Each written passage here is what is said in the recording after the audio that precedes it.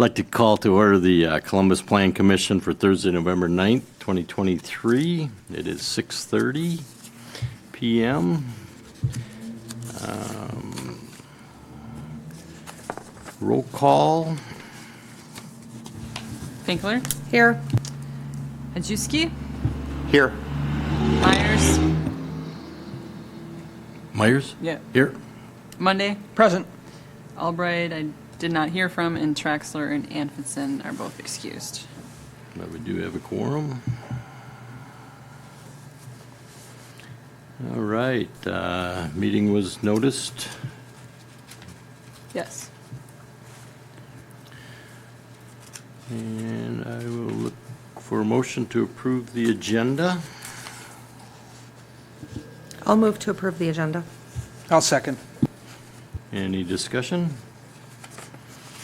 All in favor? Aye. Aye. All against? Number 5, approve planning commission meeting minutes from 9/14/23. I will look for a motion to approve the meeting minutes. I'll make a motion to approve the September meeting minutes as presented.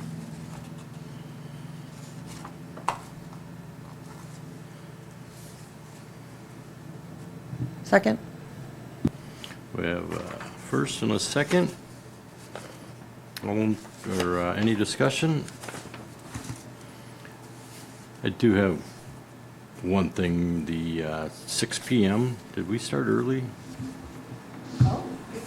Last meeting? No, that's Scribner's error. We'll fix that.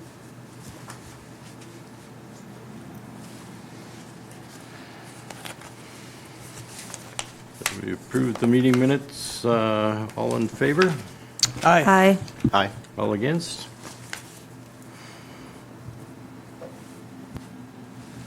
All right, number 6, any citizen comments? Nobody signed up? All right, any unfinished business? I don't know of any, since you answered my question. Number 8, new business. Item A, discuss use of cargo containers. So I'll just kind of briefly run through this. So Mr. Andler had requested the use of a 20-foot cargo container to be placed in the rear yard for storage purposes. So anytime we get that kind of request, the first thing we do is look at the zoning ordinance to see whether or not it's something that's allowed. When you look at the definitions and what we allow in residential districts, this doesn't constitute being a building or a structure. It's actual part of a vehicle underneath our ordinance language. And then we have aesthetic standards for what buildings or structures can actually look like. So what he's proposing underneath the current ordinance would not be permitted. So in order to do that, we would have to have him apply for, as a property owner of the city, he could apply for a text amendment to allow that particular use in his zoning district. Rather than spend $500, which is the cost, go through the public hearing to find out that there's really no warm, fuzzy feeling to do this at all, we thought the best place maybe to start would be to get a warm, fuzzy, at least from the Plan Commission, and kind of gauge the temperature on what he's proposing. So this is basically just a feedback kind of session. You cannot take a vote. Anything you say tonight is non-binding, and if he moves forward with a text amendment, it still comes down to the city council approving that amendment. So there's still that chance that even though he were to get through Plan Commission with a positive recommendation, the city council could say no. So kind of just looking around, he did submit some pictures, so there's pictures of what he is looking at proposing, as well as some pictures of where he thought it would be placed in his rear yard. We kind of took a look at what other communities allow in terms of any kind of containers. Now, whether it's a pod or a shipping container or a cargo container, for the most part in residential districts, these are more temporary storage. Just drop off the pod, you can have it there for 60 days and you take it out. More of the cargo containers seem to be something that's allowed, either permitted in an industrial district or with a CUP, depending upon the number, but then there's screening requirements and everything else that kind of goes with that. So I spoke with the building inspector a little bit with regards to this as well, and he thought it would be rather difficult to implement provisions that would make this container look aesthetically with the rest of the environment.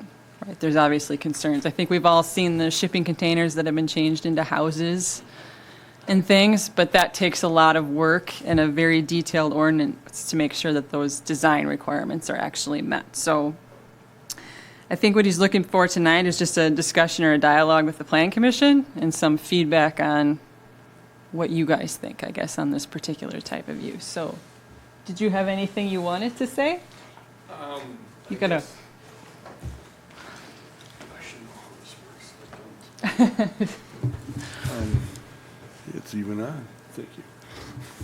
Yeah, with the pictures I've sent and stuff, this is like my third go around. This is the farthest I've gotten with it though.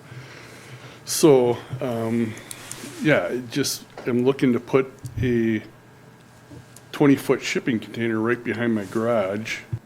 It wouldn't be that visible to, I guess, from the road, it wouldn't be visible at all. Now, from the park, it would, obviously, the one picture that's there. But there are ways of screening with the chain link fence. You could always get the slats or whatever, put it in there if it is truly an eyesore. I know my neighbor has said that he has no complaints if we were to do this. So I told Lisa that I was gonna have it shipped to work first, and then I have a couple windows left over from when we took the old ones out of our house, and I would have them frames cut up or welded in, so it would be presentable. It wouldn't look just like a shipping container.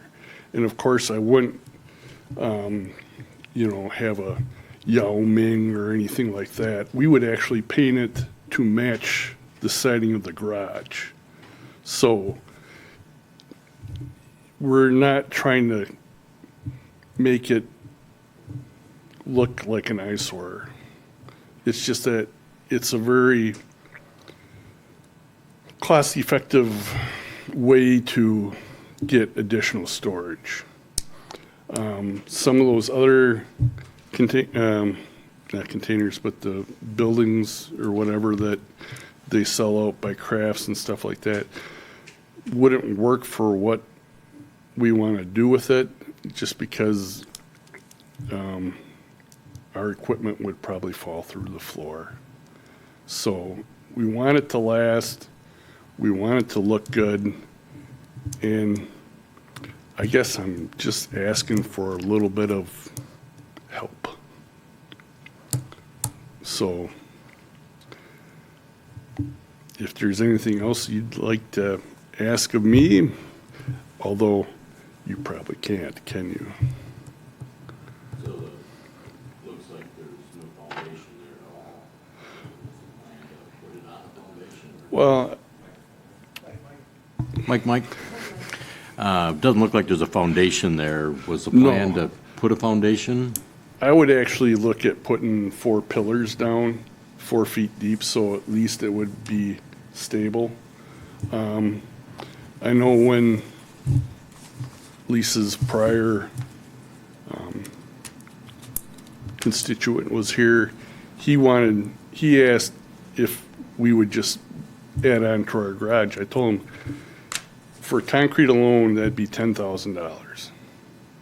So if we do 4 pillars, that's gonna be a lot less than 10 grand. Plus, with the storage container, I'm hoping we can do this for less than 5. So, like I said, I'm just trying to use my money the best I can.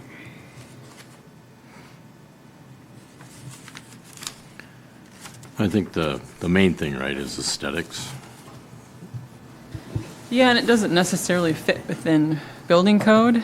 And the fact that And I have to remind you that once you add it to the zoning ordinance, anybody in his R3 district would be allowed to do exactly the same thing, providing they can meet all of the same requirements that go into the zoning ordinance. So we need to keep in mind on a total level if that's what the city wants to see as a storage unit in residential areas. Because then honestly, if you're going to allow it in R3, why aren't you going to allow it in R4? So talked to you about this. There's a broader global scope that once you change that zoning ordinance, anybody in that district has equal opportunity to be able to do this. So that's the bigger concern, is picturing these on 6 houses down the same side of the street in the same neighborhood. I understand the concerns over cost of the floor and such, and I can appreciate that you want to make it look nice, but I would say as a standard in our city's ordinances, storage containers, sea containers are a industrial piece of equipment, and I'm not comfortable with a blanket allowing them to be in neighborhoods. There would have to be some very specific documentation. As you say, it would be difficult to truly put it in code to have the appearance. I do think, the garden shed type thing is a great option. For what it's worth, I don't know if you could find an in-between option where you, if pouring a slab is really expensive right now, and I know concrete's expensive, could you do something with a beefed up treated wood? On mine, I have a shed in my backyard, which it is built on 4 concrete piers. Yep. And we spaced the joists closer together because I parked my lawn tractor and my motorcycle. I used to put my motorcycle in there in the winter. And I would actually have an 800-pound motorcycle next to the tractor on a plywood floor on treated lumber. So, maybe for your specific need, maybe you could find something in between. Well, we have an 03 TJ Jeep that is basically a summer vehicle. Too many more winters and it won't be much of a vehicle left. But so right now we are renting garage space from a neighbor in the neighborhood. And not that that's not a viable option, but it would be nice to be able to keep it on our own property. And it's not going to be able to, one of those is not going to stand up to that. And that's kind of my whole issue. And then I'd like to keep all my garden stuff or lawn equipment in there as well. And that would be the perfect size to do that. So, I mean, I don't know what else to say other than it's going to cost a lot concrete-wise to get it to be strong enough, and with the scope or the slope of the yard back there, that's where we were going to dig it in and put retaining block. And so it was going to be nice. It would be halfway concealed by the yard, actually. So, yeah, I know that you can use those for lots of different things, and I know the yard shed, like you said, is probably a little bit more appealing, but at the same time, those break down, and those can look pretty hideous after a few years as well. So I guess if one's okay, why isn't the other?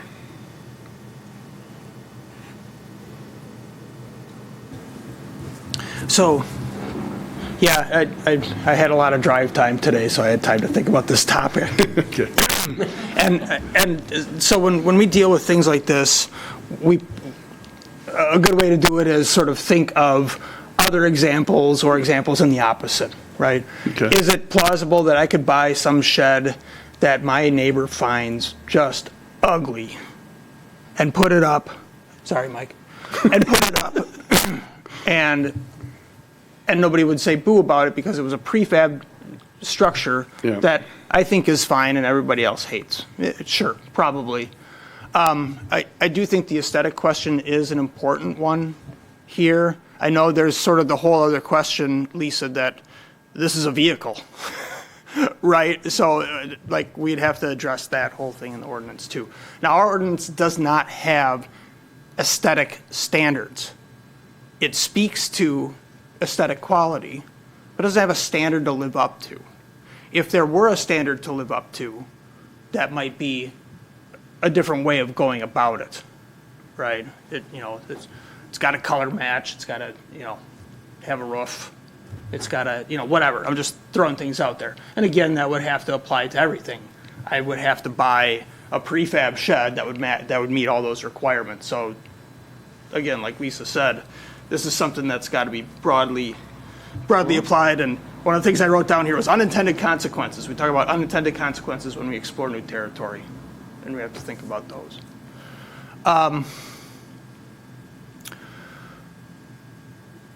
So, like, what are the pros and cons of having aesthetic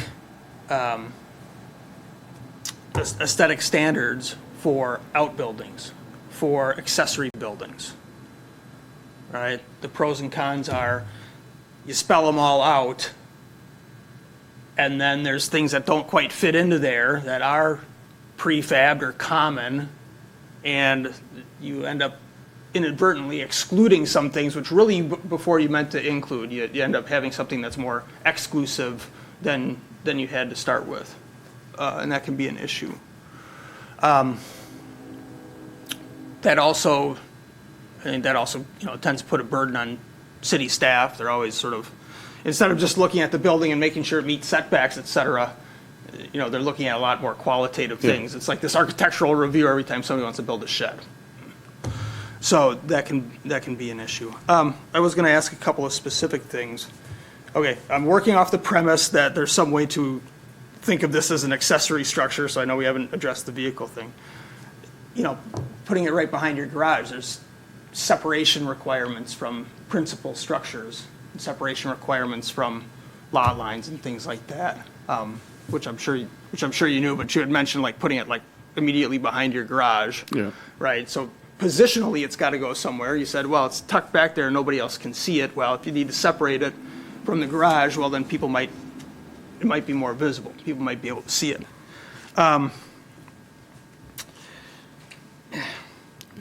It wouldn't be any closer to the lot line than anything else that's on my property now. Okay. Well, there's total lot coverage requirements, but are there size limitations on accessories? That's a good question. Okay. I'll look it up in the meantime.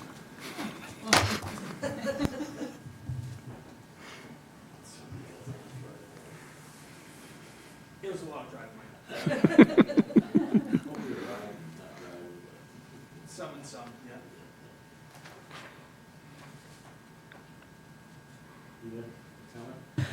Yeah, I just want to echo the same concerns with just opening this can of worms. I'm confident you're going to make it look good, but us opening that can of worms is my concern with anybody else trying to make it look good.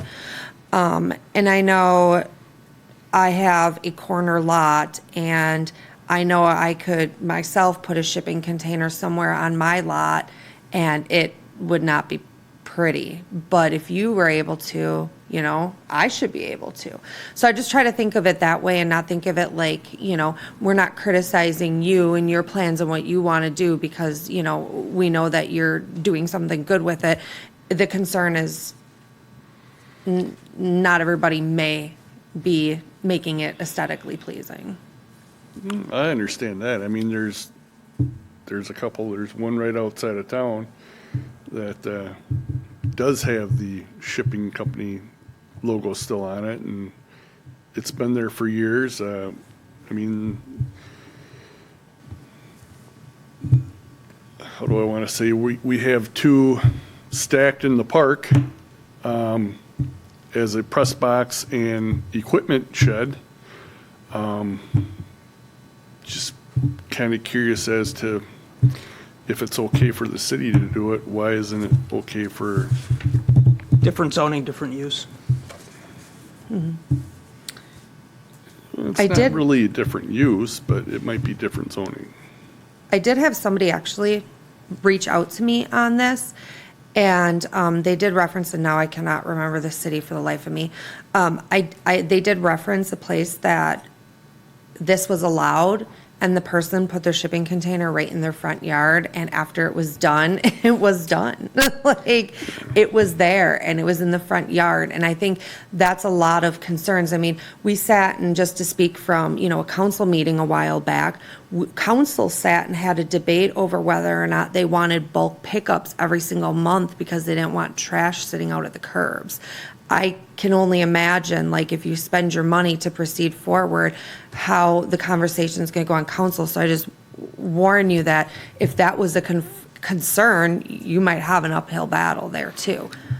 Yeah, it's been uphill so far, so, I understand. It's hard. Yeah, I you know? understand the issue.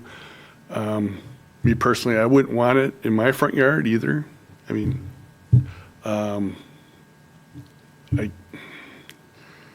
how do you want to say, you'd like to think that people are going to use common sense in some things. It all depends, what may be aesthetically okay to me, like you said, to the next person is truly repulsive.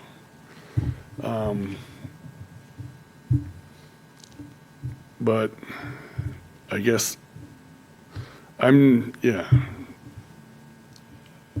like to be a little bit more positive and have, I guess, some hope that, people are going to be smart and not just say, okay, because he did it, I can do it, and I'm going to put mine in my front yard. If they don't get along with their neighbor or whatever, but at that point, it is still truly mobile. It can be picked up and moved.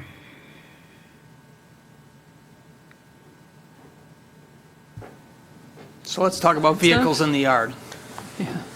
What's the, There's no no, actual size yeah, no requirement. size, It just either says it minimum or shall not maximum. cover more than 35% of the rear yard, nor shall they cause the district lot coverage limits to be exceeded unless a conditional use approval is granted. So only 35% of the rear yard. okay. So This is like behind the 8 by house. 20? Yeah. Yeah, Okay. Your lot goes all the way down to park building. the, Yeah, actually own like 3 feet of the deer pen. I don't know how that happened, but So yard vehicles. What does the zoning ordinance say about vehicles in the yard? Like location, duration, anything like that? I don't think we have anything in there for that.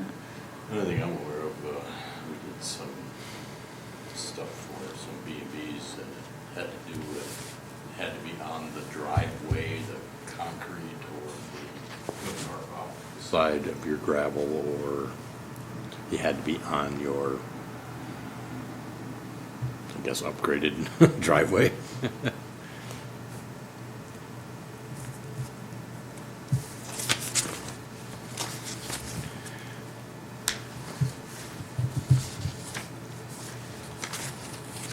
Probably gonna use the wrong word here, but covenants, when you, like in our subdivision, we have a rule that we can't put up fences. How does that play into all of the city?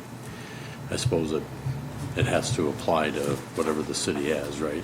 I have absolutely no authority over private covenants. So if you're in a district like that, or you have covenants, it's kind of your responsibility to go through the appropriate homeownership board and provide that documentation when you submit your zoning permit to say that you did receive approval. But if I give you approval and it's against your covenants, it's on you, it's not on the city. Because those are basically a legal agreement between you, your neighbors, the homeowners association, and the previous developer saying you're going to follow these rules. But if they said you could have containers, that wouldn't be allowed in the, or, I guess it's more restrictions, right? Yeah. Yeah, Well, if your okay. covenants said you could have containers and the zoning didn't, and you put the container out there, then yeah, you're going to get a fine from me. Okay, got it. Got Yeah, it. it's sort of a lowest common denominator proposition. So there is, in section 114-95, under outdoor storage of vehicles, point 2 says, "No truck trailers, whether registered or unregistered, shall be parked outside any district without a conditional use permit, except at a truck freight terminal, and except for the parking of one truck trailer in regular use on the highway at premises owned by its owner, operator," and so on. So I think that a sea container, which is, in many respects, a portion of a truck trailer, could be said to fall under that. I don't know if that would be a correct assumption, but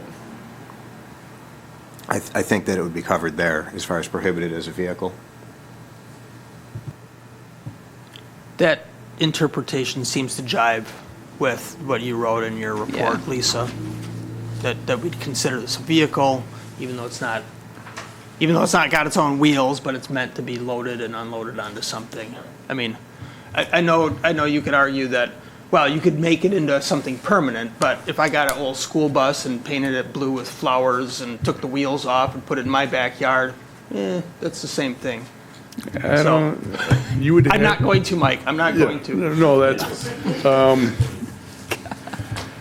funny you should say that, because years ago, we had an old Willys in our backyard.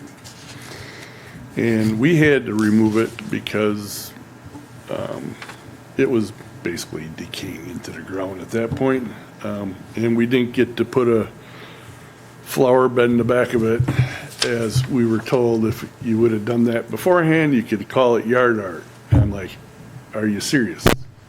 And they said, yes. So we had to have it removed. So, but,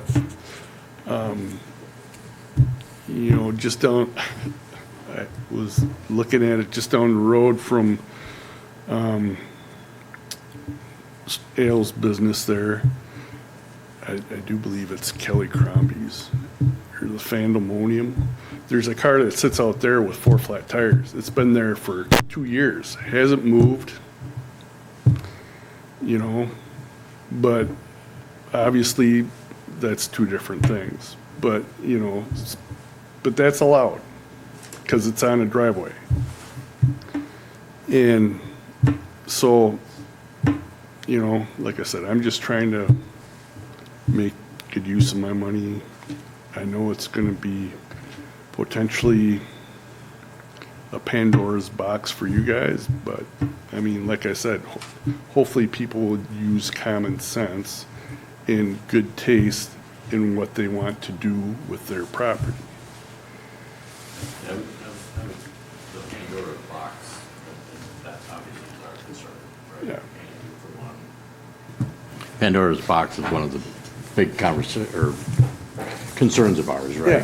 Yeah, no, But the only way we can get through that part of it, I think, is we would have to put a whole bunch of regulations on this solution, foundation requirements, a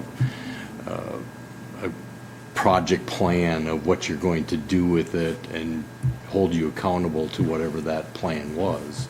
I just don't think that it probably would cost you more than adding onto your garage when we got done with trying to change to make sure everybody was meeting the requirement, right? I mean, Lisa mentioned, you know, those container homes that they're building. I mean, those Yeah. things are gorgeous. They're, you know, but for us to approve that, to get to that point, you would have all of these requirements to make sure it looked like that when it was done, right? Or something to that effect, but, I don't know, is there any more discussion? I mean, we're not voting on this, we're just really trying to understand if we would be willing to move it forward, and then the second part would be, if we approved it, or approved the hearing, right? And then would council then approve it after all of that happened, right? And that's something that none of us can speak for, Right. so. It's a gray area, and if you're using the container as your framework and your floor system, and there's a way that within our procedures that it could be brought in and say, okay, we're going to put this residential style siding on it, we were going to frame up the roof so it had a pitched roof and matched our house, and it's hard to come up with the exact rules as far as making sure everything's consistent, so that, as you say, if you apply it to this one, that you can apply it to this one. In spirit, if it looks like a shed on the outside and it looks nice, I don't think people in general have a problem with that kind of thing. It's just protecting everyone's property value by making sure it's written and there's a process to make sure that as gatekeepers of our community, we are protecting everyone's property values and, what they see when they look out the windows in their neighborhoods, or from our park pavilion, which our cities put so many groups have put so many resources into that. When someone's having a wedding there, it's important that when you look that it's in a nice neighborhood.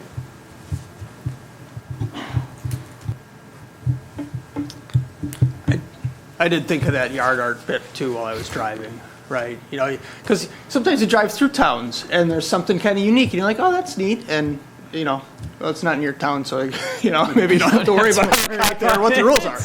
Right. So I want to acknowledge that, like, that idea of kind of something unique, can be kind of fun and inspiring for a community. So, and I guess to speak positively, honestly, while I think it would be a challenge to write something where there were aesthetic standards and we'd have to recognize that prefab buildings and everything else would have to go through that same aesthetic standards thing, I think that might be a viable way to go. Another potentially viable way would be to say something like, well, any structure not prefabricated as a structure could go through the conditional use permit process or something like that. So I think there's a few ways it could possibly happen. Lisa, who writes the ordinance when a new ordinance is proposed? So this is the fun part. Yeah. So normally, my past life, it's been the staff working with the plan commission to be able to do that. So you guys have a whole lot to say. We go back and forth on drafts and revisions as to what that looks like. Once you feel comfortable, it's the hearing, and then it's the city council. It's kind of normally how that works for zoning. Because this body, by statute and your ordinance, has been designated as the keeper of the zoning ordinance text. So that's kind of how it's supposed to follow through. On a side note, we've already identified that this ordinance does need a lot of work. I mean, it's old. It's old, and a lot of this doesn't fit what kind of comes into the office anymore these days.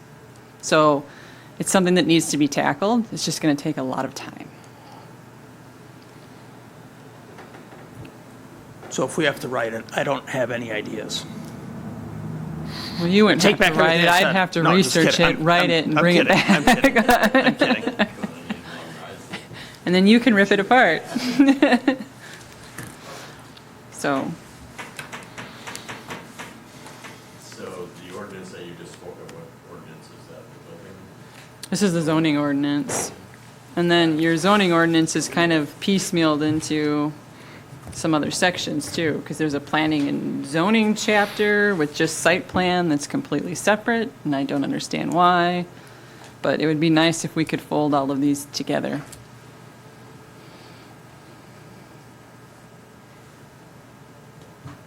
So I guess in discussion, it doesn't sound like it's something that we want to tackle or move forward. Which came first, the chicken or the egg? The application and fee, and then we work on language? I imagine it would be that way. Yeah, so sometimes what happens is he will propose what he feels the ordinance should say, and more than likely, planning staff will disagree and kind of create their own. And then it's up to you guys to decide, I guess, which version you like, don't like, or want to proceed with through the course of the hearing process. But it's up to you based upon the feedback that you got tonight and taking that wild card into account that the city council ultimately has the ultimate approval of that. But you and I discussed all of that, so. Yeah. Yeah. But, All right, well, I appreciate the time. One thing I want to say, I think it's kind of funny that my house has to look aesthetically pleasing to someone who's having a wedding next door, and yet I can't complain about how loud their music is. Thank you.